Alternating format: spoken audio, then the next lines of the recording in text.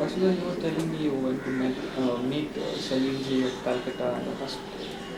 How do you remember?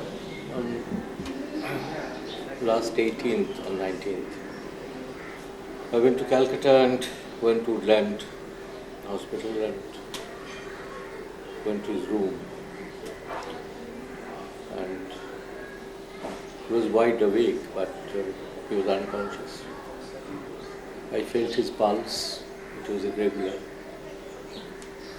And he was looking at me without, I think, recognizing me, because he didn't react.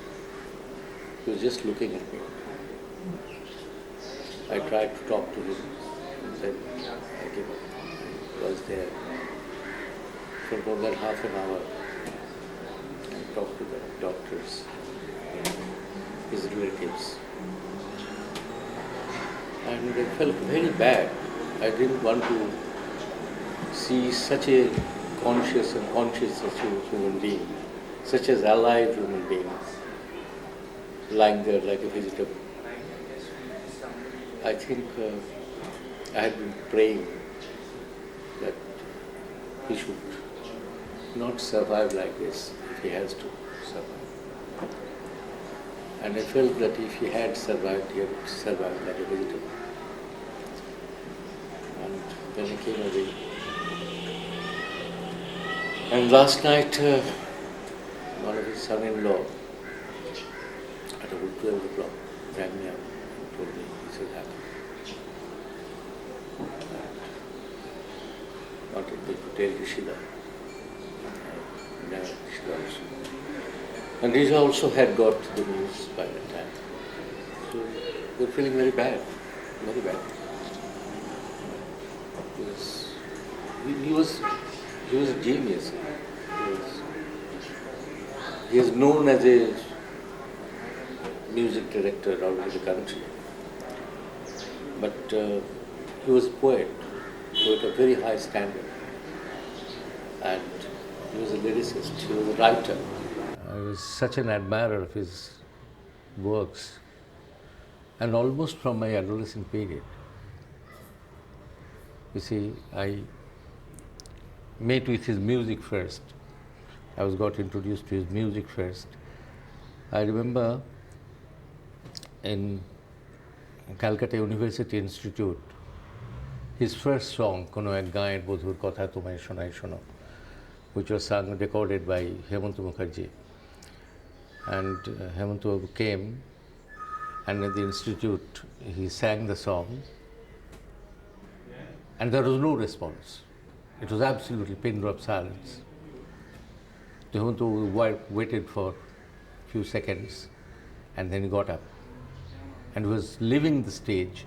As he went towards the wing, then the people started clapping. And he had to sing this song again. You know, I think 5-6 times.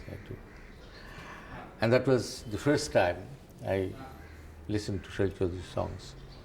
And then I met him, and I had known him for more than 40 years. And he has seen the ups and downs of his life very much.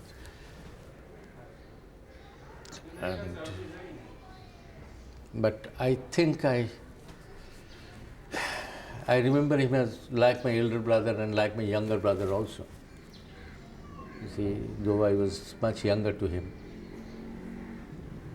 the way he used to be attached to me and consulted me and wanted to know what he should do and what he should not do. So at that time I used to feel like elder brother.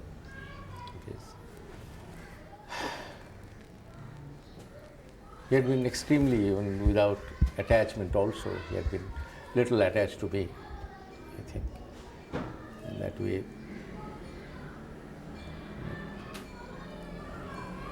His capabilities were tremendous. His understanding of music was so constructive and progressive. You know, the way he mixed the folk songs with westernized music and modern trends, and the way he interpreted music was absolutely different from anybody else.